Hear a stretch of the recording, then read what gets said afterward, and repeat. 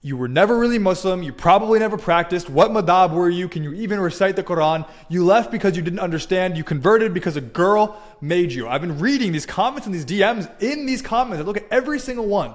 So let me answer this once and then never again. I'm going to link it to you people who are coming in with no integrity, no background about who I am. Because this is bigger than credentials. It's bigger than Arabic, and it's bigger than the sects and scholars out there. Okay? This is about the night that I cried out to Allah, and the man who answered me wasn't the God that I was raised to fear. And if you think I wasn't Muslim, let's talk about fear. Like if you want to test my Muslim card here, let me tell you who I was. Okay? I was Muslim enough to be terrified of leaving. I was Muslim enough to believe I was one question away from Jahannam. I was Muslim enough to stand shoulder to shoulder during Tarawih with my brothers, with my family, praying to a God I desperately wanted to please. But not once have I ever felt peace with. I didn't always pray 5 times a day, but I wanted to believe I was on the right path. I was asking God every day to prune me of my worldly desires. I wanted to believe my faith could carry me through the war in my mind, but it didn't.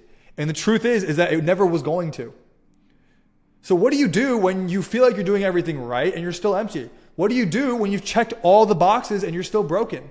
What do you do when you're obeying the law that has been instilled into you and your family, but your soul is still empty and your soul is still bleeding and the fire is leaving you every single day? You don't sin your way out of Islam. You starve your way out. And I wasn't trying to rebel. I wasn't trying to survive. I stayed in addiction. I stayed chasing highs, not because I hated God, not because I had this hidden resentment for God for not answering a single one of my prayers, but because I didn't know how to feel cleaned by Him. And maybe that's you right now. Maybe you're still praying, you're still fasting, you're still hoping, you're still planning a trip to Mecca, but deep down you know, if this is the truth, then why do I feel like I am still crumbling inside? Why are there so many unanswered questions? Why are there so many loose threads that every time I pull on them, another one shows up?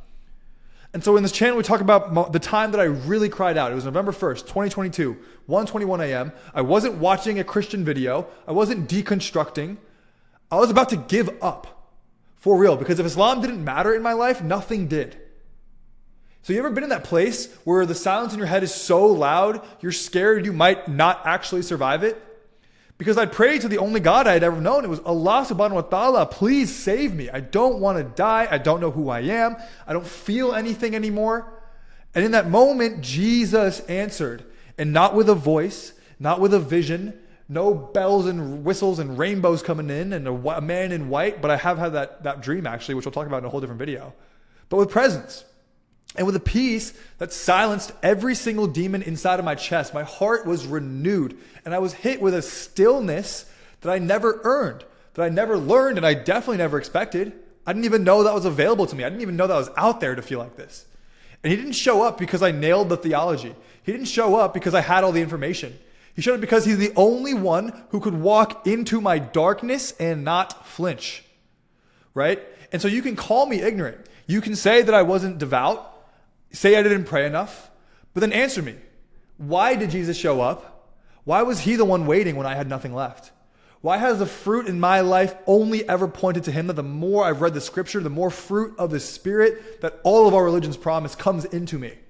I wasn't looking for Christianity. I didn't want to convert. I wanted relief, and what I found was the King of Kings. So if you want to talk about Isnad and Madhab and who I studied with and me not being in Saudi Arabia learning the deep theology, I'm going to ask you something deeper. What are you going to do when your heart is on fire and the God that you've been avoiding is the only one who speaks peace?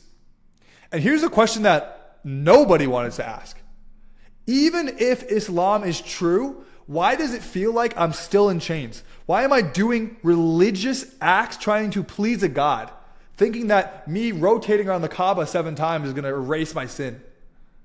And even if you win that argument, why are you still anxious at night?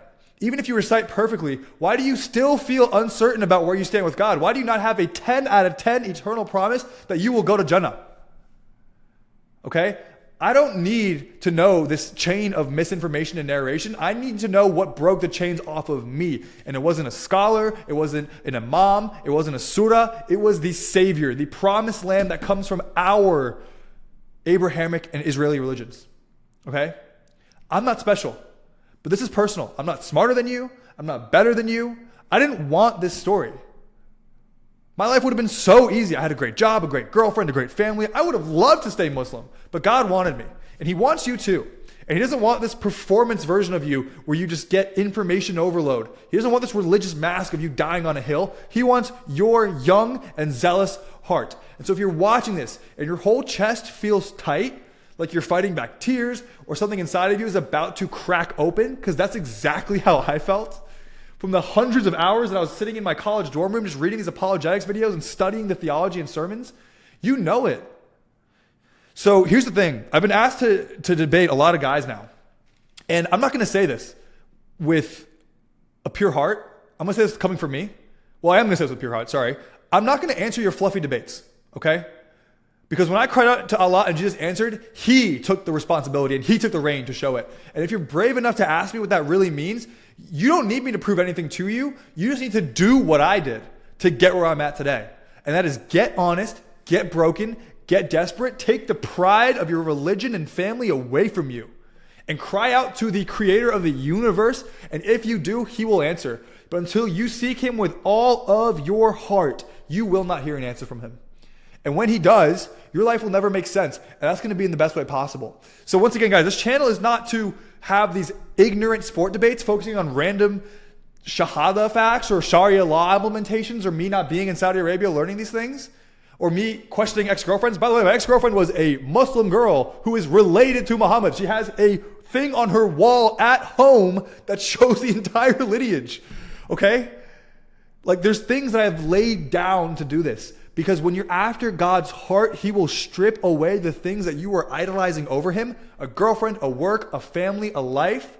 Like Jesus said himself, he came with a sword to turn brother against sister, father against mother, families against each other, because he is the family. And he wants to use you guys, okay? And so this is resonating with you. Or if you're one of these Muslim guys who's the thousands of you guys in these comments who are calling me out without any assurance of who I am, what I've done, and you're just making these blind blanket statements, I'm going to call you out right here, right now. You are academically dishonest. Because if you're making assumptions that an imam or a religion or something other than God spoke to you, you are in religion and you are against God. You are not idolizing, you are idolizing something over him, if that's what you're talking about. And so I want to read a verse from Isaiah that I actually just randomly flipped to and it came up before this video. So you know how that works.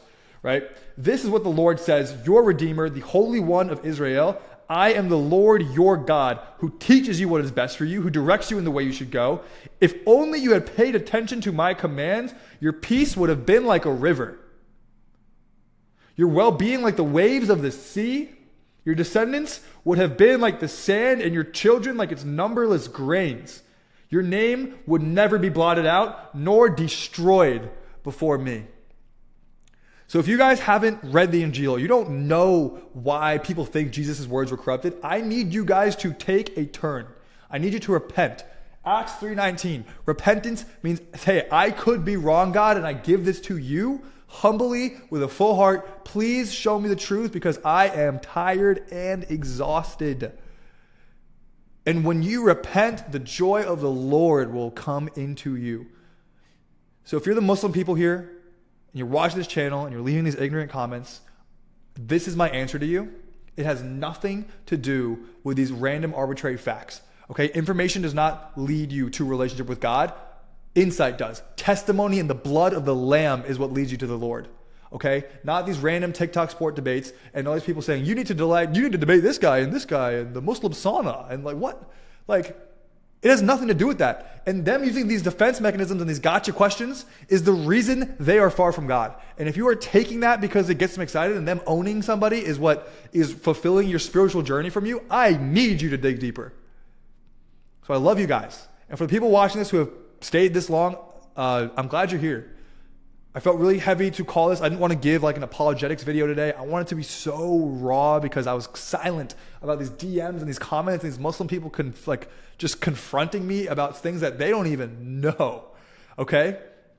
So if this pisses you off, good, subscribe. Because the next 90 days are going to really piss you off. And good, because maybe that's your pride saying, I don't like this. And maybe it's the Lord saying, release that to me and I will show you what you like.